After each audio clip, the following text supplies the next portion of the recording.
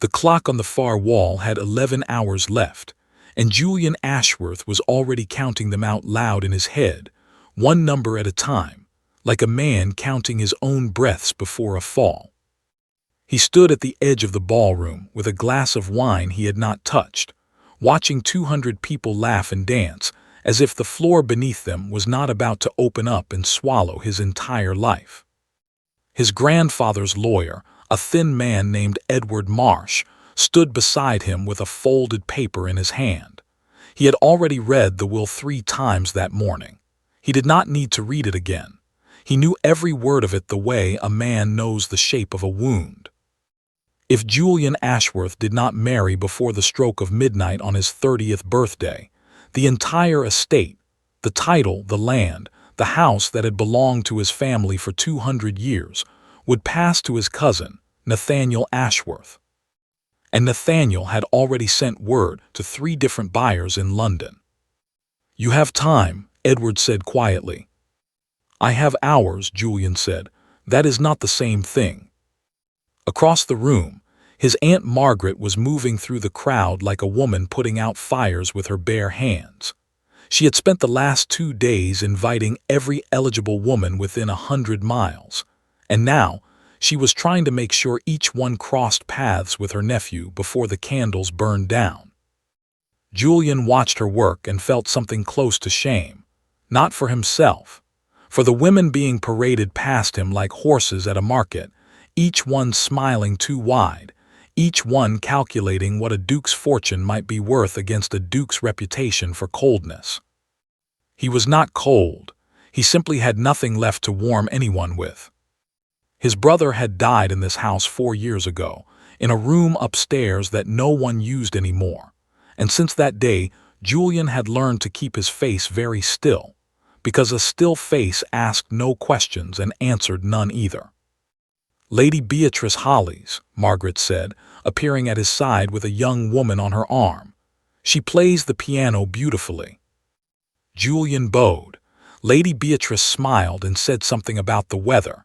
He answered and did not remember his own words a moment later. This happened 4 more times before the hour struck 10. Each woman was pleasant. Each woman was suitable. Each woman looked at him the way people look at a house they are thinking of buying, walking through the rooms, checking the corners for damage, already picturing their own furniture inside it. He excused himself from the 5th conversation and walked toward the tall windows at the back of the room, needing air, needing a moment where no one was measuring him. That was when he saw her. She was not near the windows by accident. She was there because it was the one corner of the ballroom no one else wanted, tucked behind a large arrangement of white flowers, refilling a tray of empty glasses that belonged to someone else's guests. She wore a dress that had clearly been altered more than once, the hem let down, the waist taken in, the color faded from what must have once been a deep green to something closer to gray. Her hair was pinned back without any of the small jeweled combs the other women wore. She moved quickly and quietly, the way people move when they have learned that being noticed rarely brings anything good. Julian did not know her name. He watched her set down a glass, straighten it so the label faced outward, and step back into the shadow of the flowers as if she were folding herself smaller on purpose. "Who is that?" he asked Edward, who had followed him across the room out of habit more than duty. Edward followed his gaze. "That is Miss Eleanor Whitmore. She is a companion to Lady Grantham, poor relation, I believe. Her father lost the family money some years ago." "She is not on the list," Julian said. He did not know why he said it. There was no list, not really, only his aunt's frantic memory of who was suitable and who was not. "No," Edward agreed, "she would not be." Julian looked at the clock again. 10 hours and 40 minutes. He looked back at the woman by the flowers, who was now folding a napkin into careful thirds, over and over, though it did not need folding at all. Her hands moved with the kind of focus that belonged to someone trying very hard not to think about something else. He recognized that focus. He had spent 4 years perfecting it himself. Something in his chest, some small cold room he had kept locked since his brother's death, opened a crack, just wide enough to let in a single strange thought. He crossed the ballroom floor. The music was loud enough that no one noticed him leave his aunt's side again, no one except his aunt herself, who turned with a bright, hopeful expression that faded the moment she saw where he was walking. "Julian," she said, catching his sleeve, "not her." "Why not her?" "She has no dowry, no connections, no family left worth mentioning, people will say." "People are already saying a great many things about me," Julian said. "One more will hardly matter." He left his aunt standing with her mouth still open and walked toward the flowers, toward the woman who had not yet noticed him coming, because she was too busy counting napkins that did not need counting. She looked up only when his shadow crossed the tray in front of her. Her eyes were dark brown, sharp, and immediately wary, the look of someone who has learned that when powerful people approach, it rarely means good news. "Your Grace," she said, and dropped into a small, correct curtsy, though her hands were still holding the folded napkin as if it were the only solid thing in the room. "Miss Whitmore," Julian said. He had not meant to know her name, but Edward's voice was still fresh in his memory. "You are not dancing." "No one has asked me to dance." "That seems like an oversight." "It is not an oversight, Your Grace. It is simply how these evenings work for women in my position." There was no self-pity in her voice, just fact, delivered the way a servant might report the weather. Julian found he respected that more than he expected to. "Noted," she added, with the faintest curve at the corner of her mouth, as if the word itself amused her, a small private joke she was used to telling only herself. Across the room, his aunt was watching them with an expression that could have curdled milk. Nathaniel, his cousin, stood near the far door with a glass of brandy and a smile that had already started counting his inheritance. Julian looked at the clock one more time. 10 hours and 12 minutes. He looked at Alina Whitmore, who was folding the napkin into quarters now, unaware that the entire shape of her life was about to change in the next 60 seconds, unaware that the man standing in front of her was doing arithmetic that had nothing to do with dowries or dances. "Miss Whitmore," he said, "I wonder if I might have a word with you, in private." Alina's hands went still on the napkin. "That would not be appropriate, Your Grace." "No," he agreed. "It would not be. I am going to ask you to do something inappropriate regardless, and I would rather do it where my aunt cannot hear me say it." For the first time that evening, Alina Whitmore looked directly at him, not with the careful, guarded politeness she had used before, but with something sharper, something curious, as if she had just noticed that the man standing in front of her was not simply a duke at a party, but a man standing at the edge of something with the ground already cracking beneath his boots. "You look," she said slowly, "like a man about to do something very foolish." "I look," Julian said, "like a man with 10 hours left to save his family home. Foolish is the least of my concerns." Behind him, the orchestra began a new song, and the room turned back into noise and color and laughter, none of it touching the small, still space where the two of them stood. Alina set the napkin down at last. "Then you had better start talking quickly, Your Grace," she said. "It sounds as though you do not have time to waste on manners." Julian almost smiled. It had been a long time since anyone spoke to him so plainly, without softening every word to fit his title. "No," he said, "I do not." He glanced once more at the clock, then held out his arm, not toward the dance floor, but toward the quiet hallway beyond the ballroom doors, where a conversation could happen without 200 watching eyes. Alina looked at his arm, then at his face, weighing something in her mind that he could not read. Then, with the same quiet, careful movement she used for everything, she set down the tray of glasses, smoothed the front of her faded green dress, and stepped forward to walk beside him instead of behind him, out of the ballroom and into whatever came next. Neither of them spoke until the doors closed behind them, cutting the music down to a distant hum.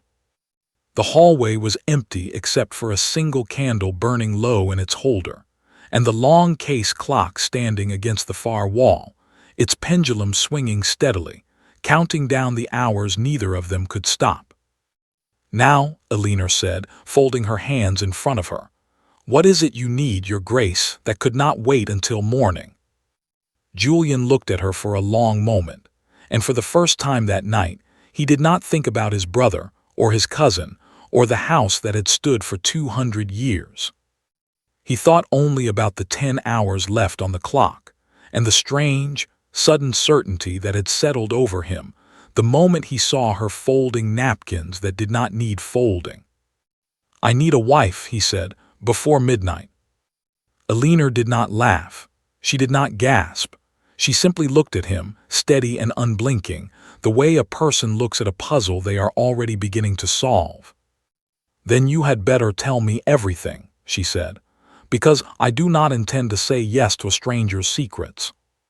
And so, with the candle burning lower and the clock ticking on, Julian Ashworth began to explain, for the first time to anyone outside his own family, exactly what his grandfather's will demanded, and exactly what it would cost him if the woman standing in front of him said no. Elinor listened without interrupting, her arms folded, her eyes moving from his face to the clock and back again, as though she needed to check his story against the passing minutes to believe it. "Your grandfather wrote a will that forces you to marry a stranger in one night," she said when he finished, "or lose everything to a cousin who would sell the house for parts. That is the shape of it, yes. That is not a will, that is a trap." "He called it motivation," Julian said. "He worried I would spend the rest of my life alone in this house, doing nothing but avoiding people. He was not entirely wrong to worry." Elinor was quiet for a moment. Somewhere behind the closed doors, the orchestra shifted into a slower song, and the sound of it drifted through the wood like something trying to reach them and failing. "Why me?" she said. It was not really a question, it was closer to a demand. "Because everyone else in that room is calculating what they will gain from marrying a duke," Julian said. "You are the only person here who has not once looked at me like a solution to a problem." "I have not had the chance," Elinor said. "You only spoke to me 5 minutes ago." "And in those 5 minutes," Julian said, "you have not once smiled at me the way the others do. You have not once mentioned your family's history, or your accomplishments, or anything you believe I might find valuable about you. Perhaps I simply have nothing valuable to offer. Or perhaps," Julian said, "you have spent so long being overlooked that you no longer bother performing for people who might notice you. I find that far more valuable than a piano recital." Elinor's jaw tightened. For a moment, Julian thought he had said something wrong, something that had struck a nerve he had not meant to touch. Her hands curled into the fabric of her skirt, gripping it the way a person grips a railing on unsteady ground. "You do not know anything about me," she said quietly. "You do not know why I am overlooked, as you put it. You are assuming a kindness in my silence that is not always there." "Then tell me," Julian said. "We have," he glanced at the clock, 9 hours and 40 minutes. "Tell me why I should not ask you, and I will walk back into that ballroom and choose someone else." Elinor did not answer right away. She looked past him, toward the tall window at the end of the hallway, where the dark garden stretched out beyond the glass, unlit and quiet. "My father lost everything," she said finally. "Cards mostly, some bad investments after that. When he died, there was nothing left, not even enough to bury him properly. My mother had already passed by then. I had an older brother, but he took what little remained and left for the colonies. I have not heard from him in 6 years." She said it the way she had said everything else that night, plainly, without asking for sympathy, as if she were reading a list of facts about someone else's life. "After that," she continued, "I became what you see now, a companion, a poor relation kept on out of obligation rather than affection. Lady Grantham feeds me and clothes me and expects me to be grateful for both, and most days I am. It is not a terrible life. It is simply a small one. That is not a reason to say no to me, Julian said. No, Alina agreed. It is a reason you should understand exactly what you would be marrying. Not a lady with connections who might smooth your way through society. A woman with a ruined family name and no dowry at all. Marrying me will not silence the gossip about your grandfather's will. It may make it worse. Julian considered this. He thought of his aunt's face when he had crossed the ballroom floor, the way it had gone pale and then sharp with disapproval. He thought of Nathaniel by the door, already smiling like a man who had won something. "I'm not asking you because I believe it will silence anyone," he said.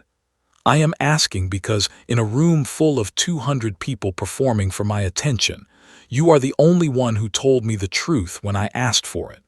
I would rather build a marriage on that than on a piano recital and a dowry." Alina studied him for a long moment, and Julian let her, understanding that whatever she decided in the next few seconds would matter more than anything he could say to convince her. "If I say yes," she said slowly, "what happens to me after tonight? After the will is satisfied and the house is safe? Do I become an inconvenience you quietly forget in a country house somewhere?" "No," Julian said, and he meant it more firmly than he expected to. "Whatever this marriage becomes, you will be my wife in more than name. You will have a place in that house that no one can take from you. Not my aunt, not my cousin, not anyone." That is a great deal to promise a stranger in a hallway. "It is," Julian agreed. "You may hold me to it." The clock behind them struck the half hour, a low, heavy sound that seemed to fill the entire corridor. Alina flinched slightly at the noise, then straightened, as though reminding herself that flinching solved nothing. 9 hours, she said. "You want to be married in 9 hours." "I do." "That is not enough time for banns to be read, or for any proper arrangement to be made through the church." "There is a special license," Julian said. "Edward Marsh, my lawyer, secured one 3 days ago when it became clear I was running out of options. It only needs a name written into it." Alina's eyes narrowed slightly. "You planned this before you knew who you would ask." "I planned for the possibility that I might need to move quickly," Julian said. "I did not know, until an hour ago, who I would be moving quickly toward." For the first time since they had stepped into the hallway, something in Alina's expression softened, just slightly, just enough for Julian to notice. "You are either the most honest man I have ever met," she said, "or the most desperate." "I suspect," Julian said, "I am both." Alina let out a breath, long and slow, and looked once more toward the dark window at the end of the hall, as if she were saying goodbye to some version of her life that existed only on the other side of the glass. "If I do this," she said, turning back to him, "I want conditions." "Name them." "I will not be treated as a convenience to be managed. I will have a say in how the house is run. I will not be paraded in front of society as a curiosity, the poor companion who caught a duke. And if this marriage becomes unbearable to either of us, you will not trap me in it out of pride. You will let me leave with dignity and enough to live on." Julian nodded slowly. Each condition was reasonable, more than reasonable. It struck him, standing there in the low candlelight, that a woman with far less power than he held was negotiating for herself with more clarity than any of the candidates who had smiled and postured all evening. "Agreed," he said, "all of it." "Then yes," Alina said, "I will marry you, your grace, before midnight." The words settled into the hallway like something solid, something that could not be taken back once it had been said aloud. Julian felt the tight coil in his chest ease, just slightly, though a new tension replaced it almost immediately, the tension of a man who has solved one problem only to discover the size of the next one. "We do not have much time," he said. "No," Alina agreed, "we do not." Edward Marsh appeared at the end of the hallway moments later. drawn by some instinct lawyers seem to develop after enough years in service to families like Julian's. He carried the special license folded in his coat pocket, and when he saw the two of them standing together, something in his face relaxed, as though a great weight had been quietly set down. "Your Grace," he said, "Miss Whitmore, if you are both certain, we should move quickly. The chapel on the estate grounds can be readied within the hour, and I have already sent for the vicar, in case circumstances required his presence tonight." "You sent for the vicar before I had chosen anyone," Julian said. "I have known you since you were a boy, Your Grace," Edward said. "I did not think you would leave this decision until the final hour out of indecision. I suspected you would leave it until the final hour because you needed to be certain, and certainty rarely comes early in a crowded room." Eleanor looked between the two men, something wry pulling at the corner of her mouth. "He knows you well." "Better than I would like most days," Julian said. They moved quickly after that. Word could not yet spread through the ballroom, not until it was finished, not while Nathaniel still stood by the door with his brandy and his smile, waiting for the clock to defeat his cousin.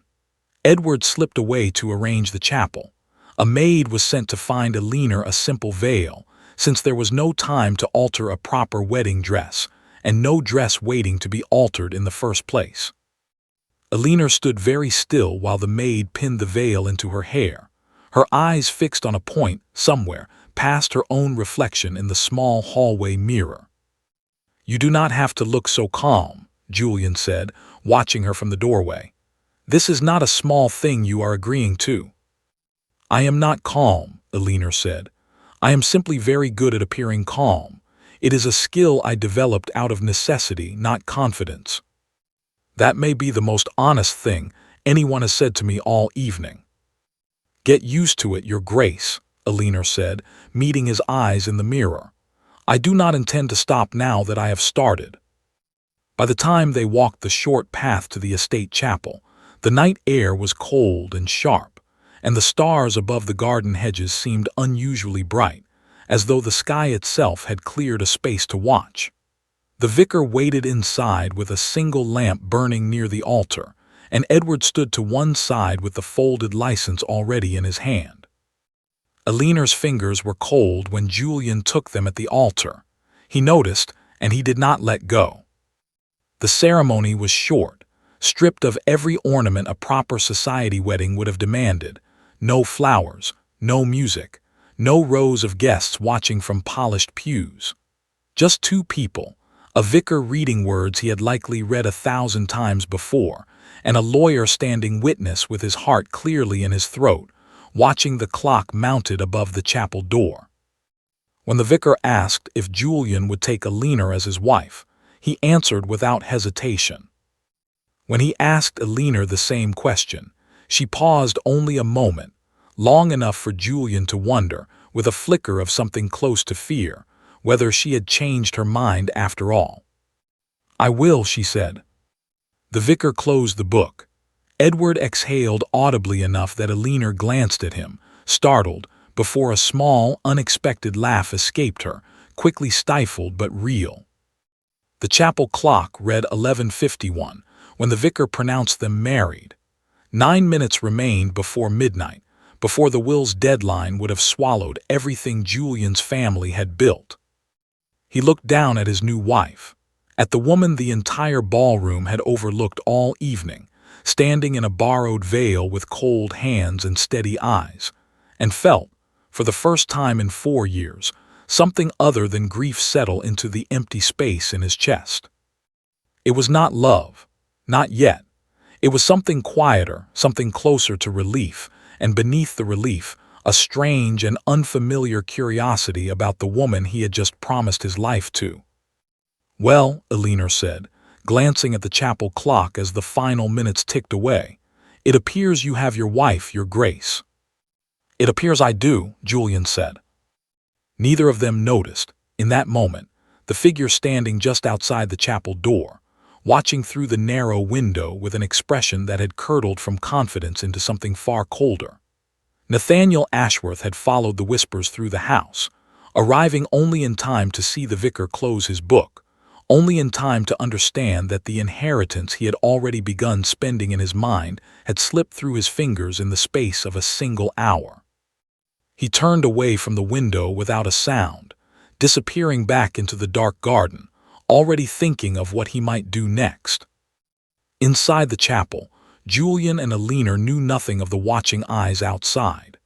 They knew only the sound of the clock finally striking midnight, 12 slow, heavy notes that no longer carried any threat, because the deadline had already been met, the house had already been saved, and a marriage that had begun as a desperate bargain now stood, however strangely, as a fact neither of them could undo. 3 weeks later, Alina found the account books hidden inside a locked drawer of her husband's study, and the numbers written there made her blood run cold before she had finished reading the first page.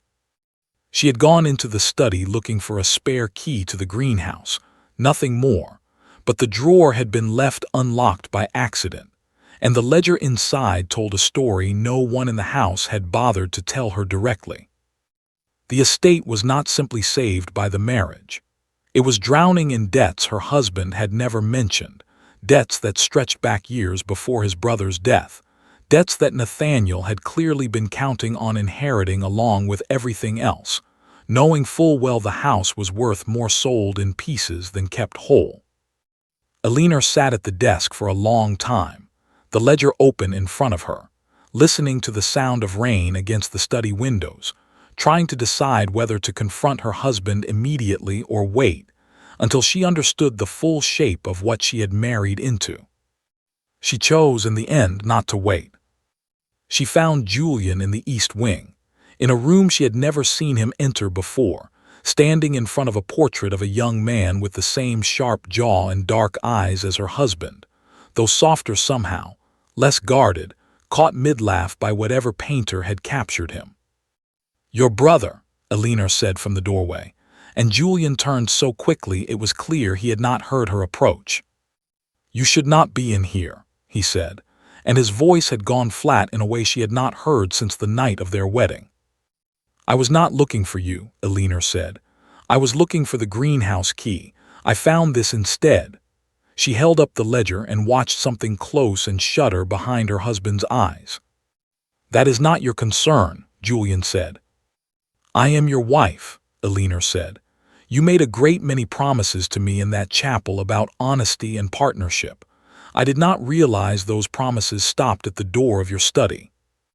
"There are things in this house that are older than our marriage," Julian said. "Debts my father left, debts I have been managing quietly for years. It is not something you need to carry." "I am already carrying it," Alina said, holding up the ledger again. "I simply did not know its weight until an hour ago." Julian turned back to the portrait. His shoulders squared in the particular way Alina had already learned meant he was closing a door somewhere inside himself. "My brother managed those accounts before he died," he said, his voice careful, measured, the voice of a man walking across thin ice. "He had a talent for numbers that I never inherited. When he died, the debts became mine, along with everything else, and I have spent 4 years trying to keep the worst of it from reaching my aunt, from reaching the staff, from reaching anyone who might use it as another reason to pity this family." "And from reaching me," Alina said quietly. "You had enough to adjust to," Julian said. "A new name, a new house, a husband you had known for less than a day. I did not think adding 4 years of financial ruin to that list would help either of us." Alina set the ledger down on a nearby table, more carefully than her frustration wanted to allow. "I told you everything about my family the night we married," she said. "The cards, the debts, my brother leaving all of it in a hallway to a stranger, because you asked me to trust you with the truth before I agreed to marry you. I do not think it is unreasonable to expect the same honesty in return." "It is not the same," Julian said. "Why not?" "Because your losses were your father's failures. Not your own weight to carry alone in silence for 4 years, Julian said, and his voice, for the first time, cracked slightly at the edges. My brother died in this house, Alina.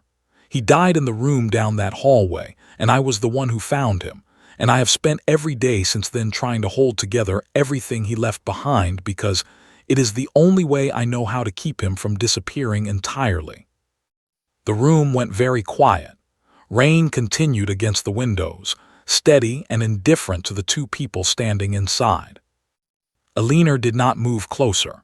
She understood, somehow, without being told, that closing the distance too quickly would break something rather than mend it. "How did he die?" she asked, and her voice had gone gentle in a way it rarely did. Julian's jaw tightened. "That is not a story I tell." "You do not have to tell all of it," Alina said. "You have already told me more than I think you meant to." Julian looked at her for a long moment, something raw and unguarded moving across his face before the familiar stillness settled back over it, like a door easing shut rather than slamming. "A fever," he said finally. "It came on quickly. There was nothing the physicians could do. I was 26. He was 28. We had grown up believing nothing could touch this family, and then within a week he was simply gone, and I was the last Ashworth standing in a house built for a much larger family than the one I had left."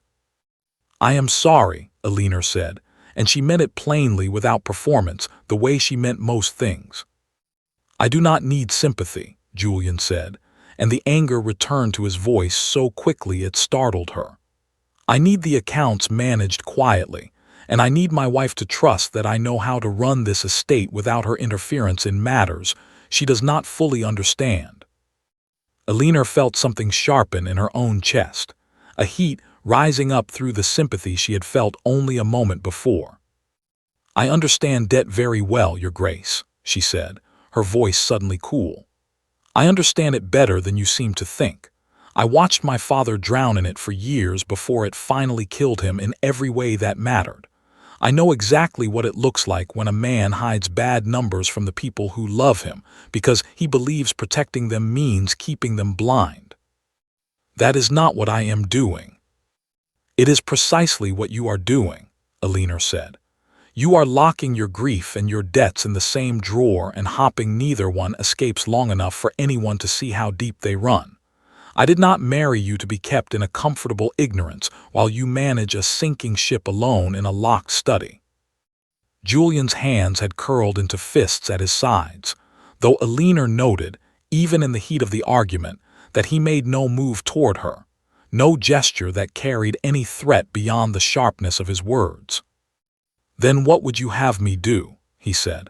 "Hand you the ledgers and watch you carry the same weight that has already worn me down to nothing? Is that partnership in your estimation?" "Yes," Alina said simply. "That is exactly what partnership means. You do not protect someone by hiding the truth from them. You protect them by trusting them enough to face it together." The words hung in the air between them, sharper than either of them had intended, and for a moment neither spoke, the silence filled only by the rain and the steady tick of a clock somewhere down the hall, a sound that had become strangely familiar to both of them since the night of their wedding. Julian turned away first, walking to the window, his back to her, his reflection faint and distorted in the rain-streaked glass.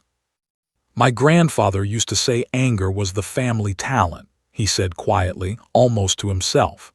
"Better at it than grief," he always said. "Grief sits in you and rots. Anger at least gives you somewhere to put your hands."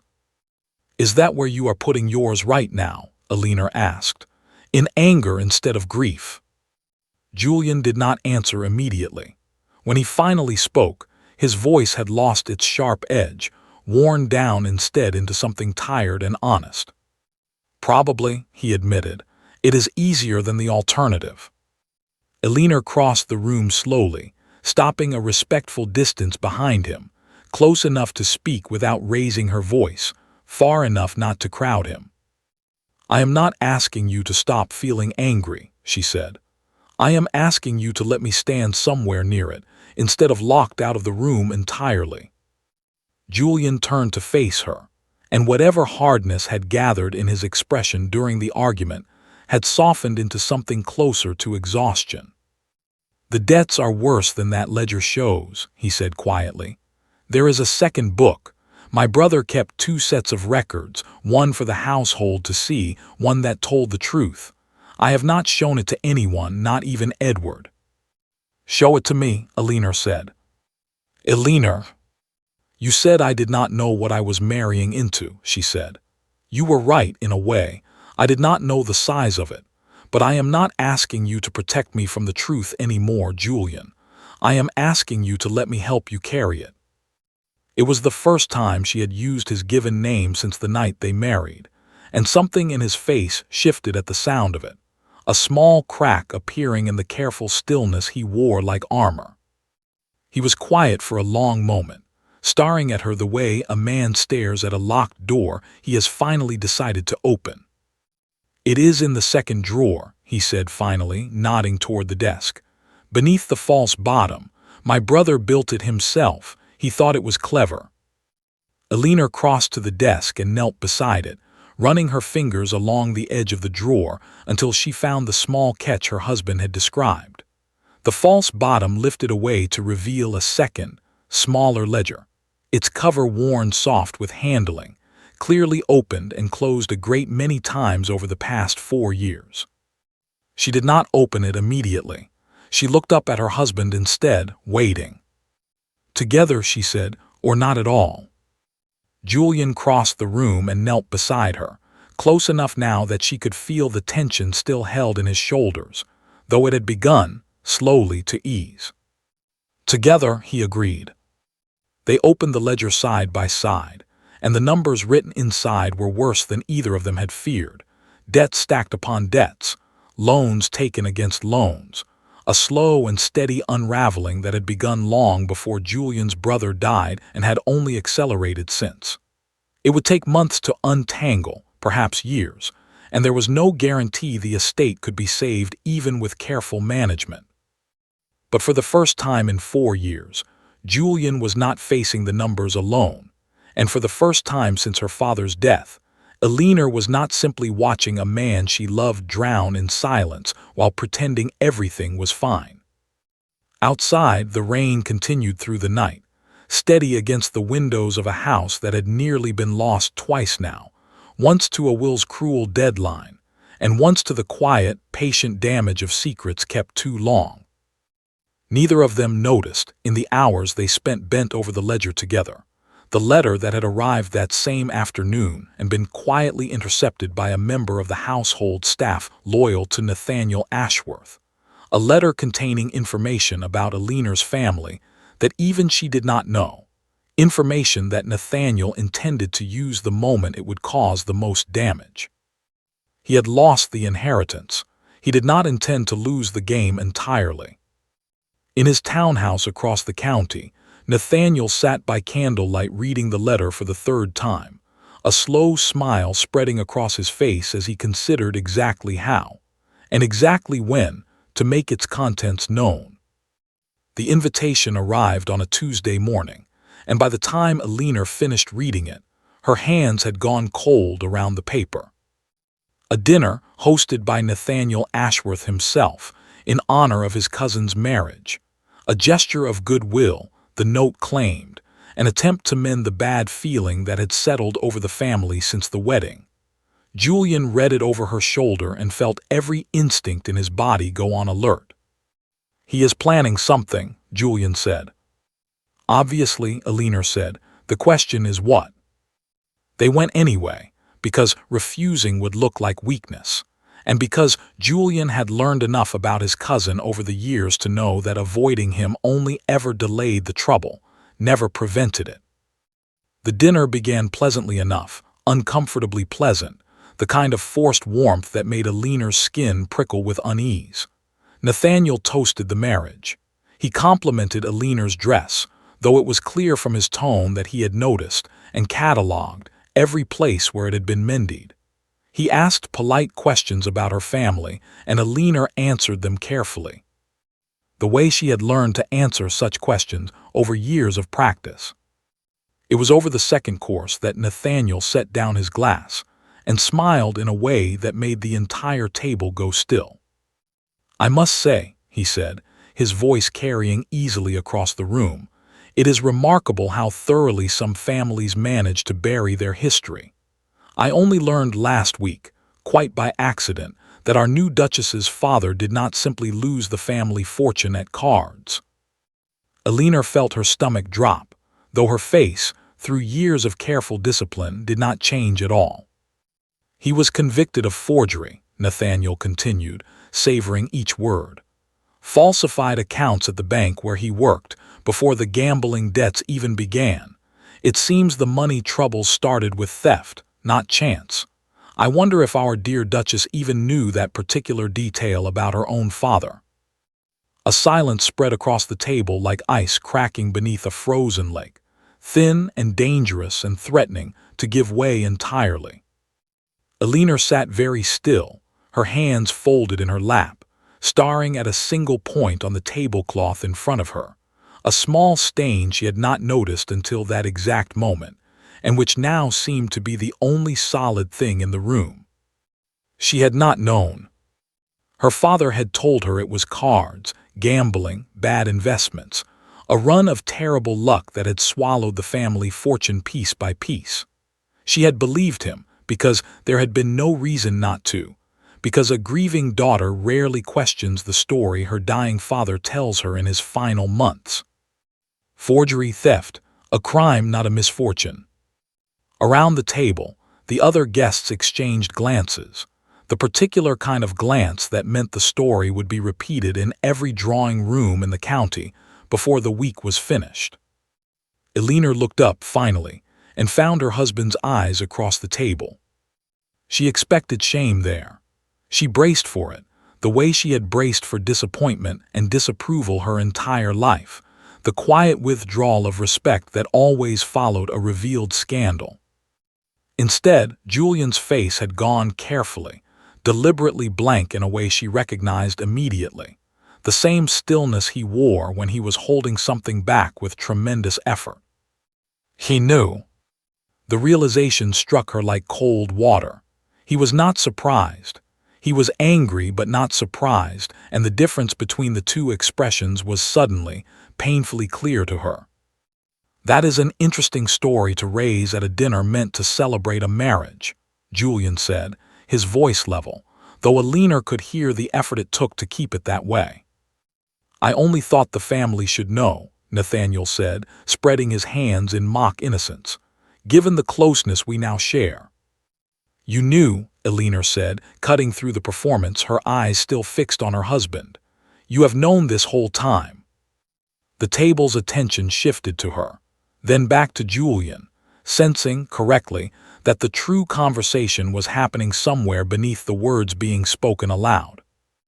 "Alina," Julian said quietly, "not here." "No," she said, and her voice, though quiet, carried a sharpness that silenced the low murmur of the other guests. "You will tell me now, or I will assume the worst, and I have had quite enough surprises for one evening."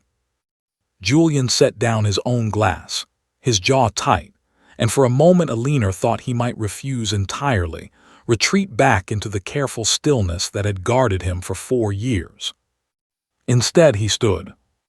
"If you will excuse us," he said to the table, his voice carrying the particular authority of a man who did not care in the slightest whether his cousin's dinner was ruined.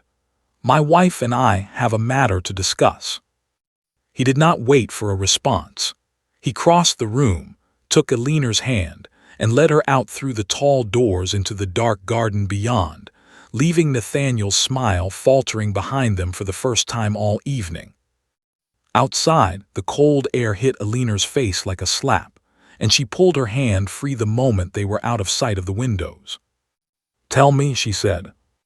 Julian rubbed a hand over his face, a gesture Alina had never seen him make before, something close to exhaustion breaking through his usual composure. "Edward found the record when we married," he said. "Part of the standard investigation into your family before the marriage could be legally finalized. It is common practice, particularly given the circumstances of our wedding. He brought it to me the week after the ceremony." "And you said nothing." "What would you have had me say?" Julian asked, and there was no anger in it now, only something raw and tired. That I had learned within days of marrying you that your father had committed a crime you clearly knew nothing about. You had already lost so much, Alina. I did not see the value in taking one more thing from you, especially something that was never yours to carry in the first place. That was not your choice to make, Alina said, though her voice had lost some of its earlier heat, replaced by something closer to bewilderment. You let me walk into that dinner completely unprepared. I did not know Nathaniel had the information, Julian said. I believed the record was sealed, private, accessible only through Edward's investigation. I do not know how my cousin came to have it, but I intend to find out, and I intend to make him regret using it. Alina wrapped her arms around herself against the cold, staring out at the dark shapes of the garden hedges, trying to fit this new information into the story of her father she had carried for years. He told me it was cards, she said quietly. He told me it was bad luck. I believed him because I wanted to believe him. He was dying, and I did not want his last months to be spent confessing something worse. Perhaps he wanted to spare you the same way I did, Julian said. Perhaps that instinct runs stronger in some people than others, the belief that protecting,